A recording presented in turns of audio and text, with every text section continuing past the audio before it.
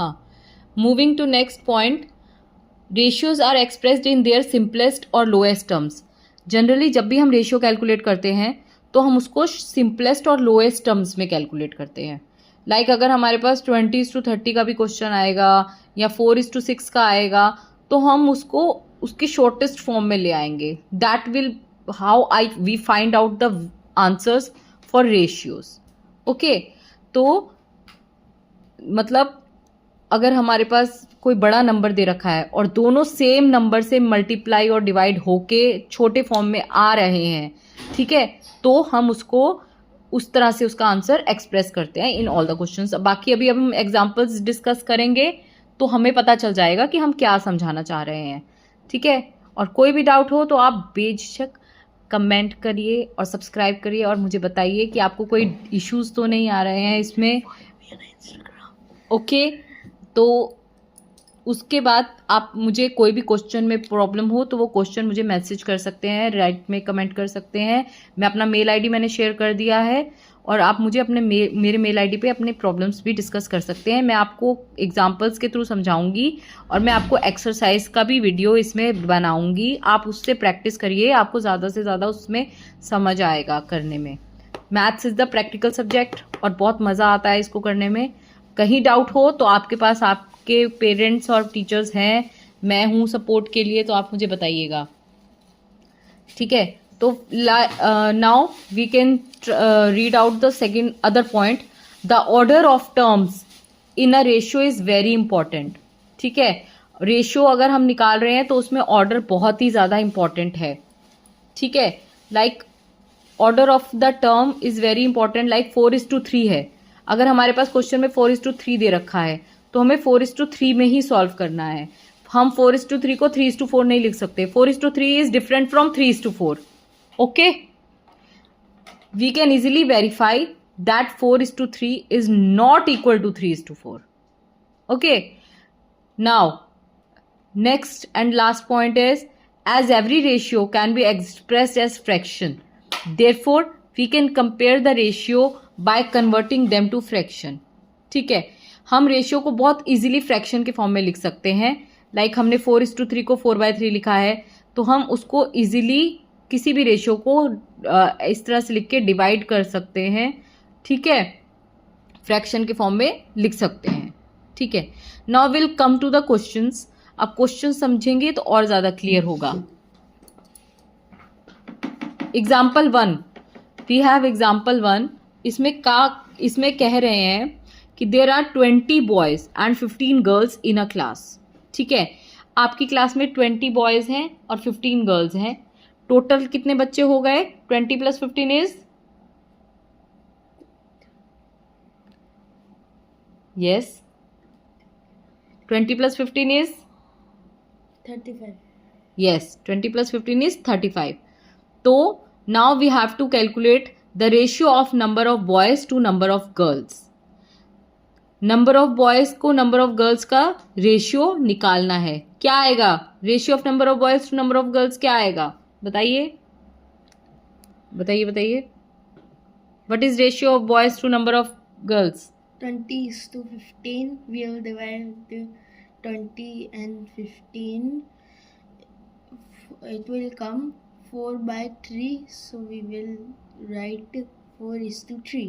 Yes, we come with the answer 4:3. हमने 20/15 दोनों को 5 से ऊपर नीचे डिवाइड किया है and we will give the answer in the shortest form 4:3. Now we have second part with the question, what is the ratio of number of girls to number of boys? पहले हमने boys to girls निकाला था, अब हमें girls to boys निकालना है। कितना आएगा आंसर हमारे पास? So it will be 3:4 because it will be opposite of it. It will be 15/20 and then we will divide it with 5. It will come 3/4. So answer is 3:4. Very good. So we will get the answer 3:4 when we compare the ratio of girls is to boys. Okay, fine. Now the last part, it is asking what is the ratio of number of boys to the total number of students in the class. अब हमें number of boys is to number of total students निकालना है. अब आप हमें ये भी बताइए. So the total number of students are 35. So we will do Number of boys.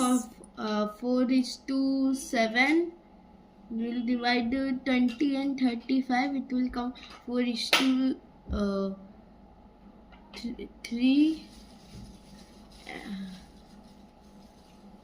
After getting total, Yes, we have total number of students 35, 20 plus 15, 35.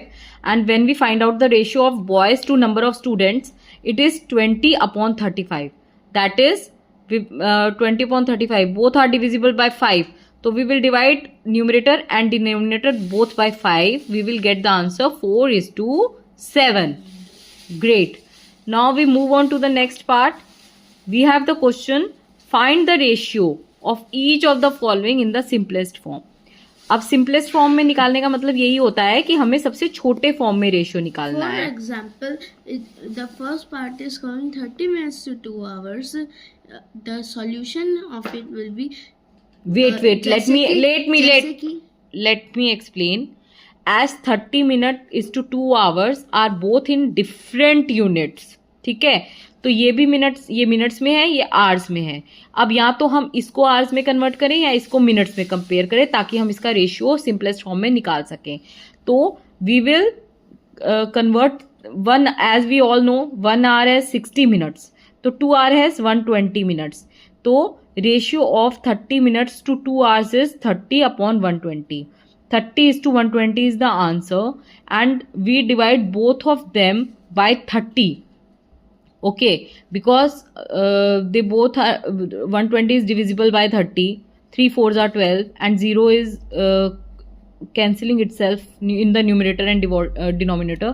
So first we can divide it by 10. So when we get 3:12, and then we divide both numerator and denominator by 3, we get the answer in the simplest form is 1:4. Okay, now one important point we can consider, that remember to convert the given quantities in the same units. While discussing the first example, we have checked that we have to convert both quantities in the same units. Okay, and for the B part, the solution will be 40 centimeter to 2.5 meter. As you know, 1 meter has 100 centimeters, and then we will convert meter to centimeter. very good. 25,000, and then we will divide it with 25,000, and then we'll cut it. And Let me explain, my dear student. We have 2.5 meter and 40 centimeter. We have to compare the ratio in the simplest form.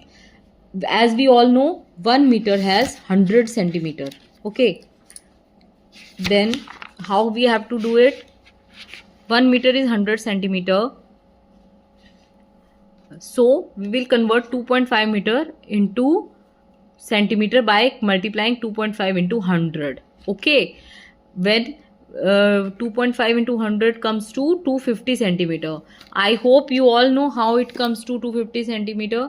Let me explain you. Like 2.5, okay, into 100. How we do it? We will cancel the point and we will write it like 25 upon 10 into 100.